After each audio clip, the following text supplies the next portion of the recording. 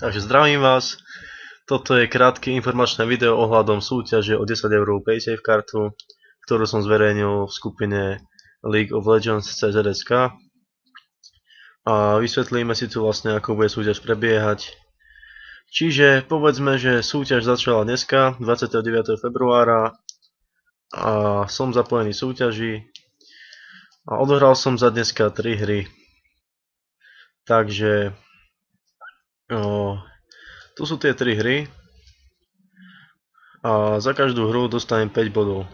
Čiže mám 15 bodov, potom za každý kill mám pol boda, to znamená, dal som takých 70 kill, to je 35 bodov, a takto získam ďalšie body za assist, turret kill a minion kill. Následne na konci súťaže, kto bude mať najviac bodov, získal tú Paysafe kartu.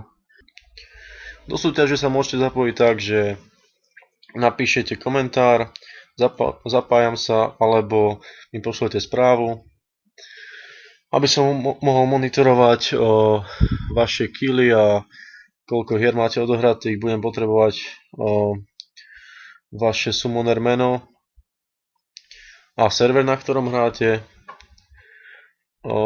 Následne vám pošlem kód, aby som vám mohol priradiť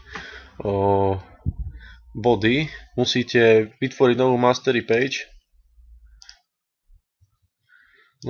page a ako názov dať ten kód, potom priradiť tých 5 bodov a uložiť.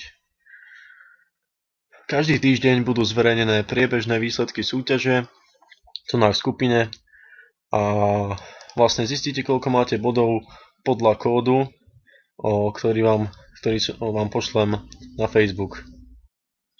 Súťaž sa začne pravdepodobne túto stredu, niekedy v popoludnejších hodinách. Do súťaže sa zatiaľ zarátavajú Classic, 5v5, 3v3, ARAM a aj hry proti botom.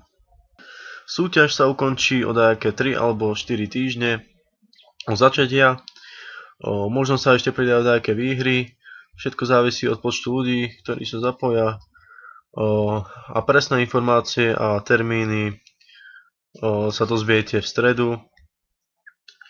Takže ďakujem, že ste si pozreli to video, dúfam, že bolo informatívne a dozvedeli ste sa to, čo ste potrebovali. Takže ďakujem, majte sa.